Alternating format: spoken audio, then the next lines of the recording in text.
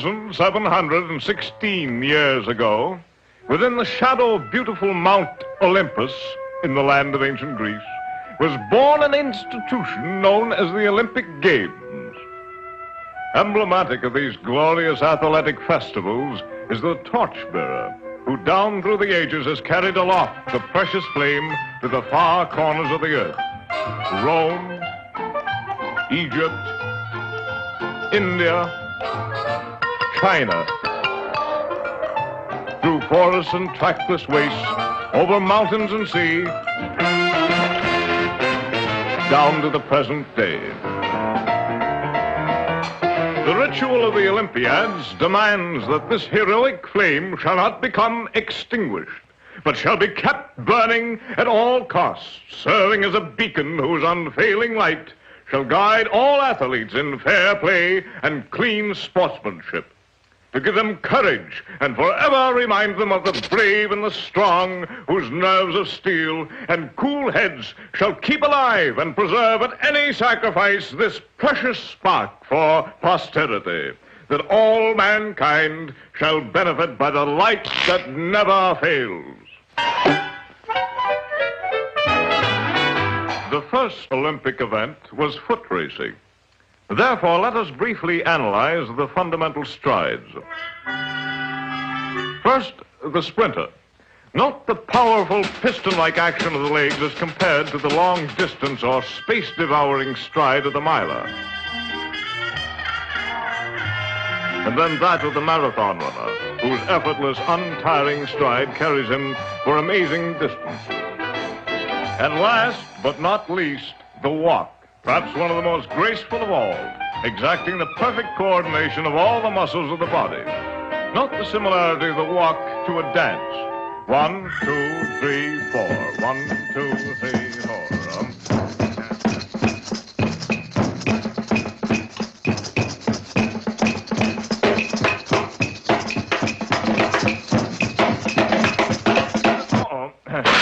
Hey, wait a shake. We're off the track. Track. Oh, yes, track.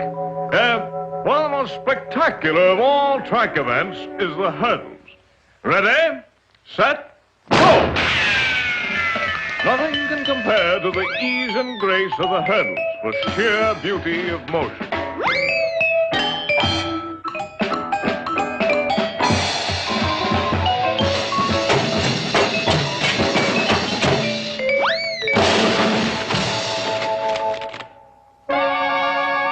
Pole vault. Beginning with a short run, the pole is planted in the pit. The swing up. Hold it. We are now at the apex of the vertical lift. Notice the position of the legs just coming into the jackknife. Observe the swing of the hips and the knee flexation as the legs progress into their arc, preparatory to crossing the bar. That reminds me of a poem by Tennyson, Crossing the Bar. Sunset and evening star, and one clear call for me, and may there be no moaning of the bar when I put out to sea. Don't you think that's a lovely thought? I do.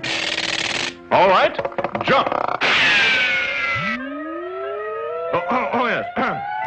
From this position, the body arches itself in a graceful glide, clearing the crossbar and settling it gently into the sawdust below.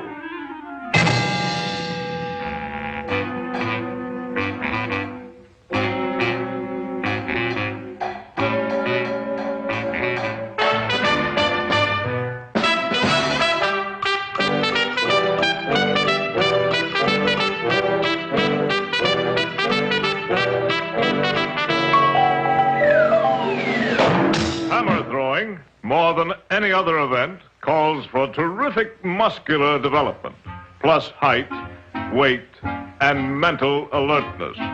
The hammer must be swung in a circle until terrific speed is attained.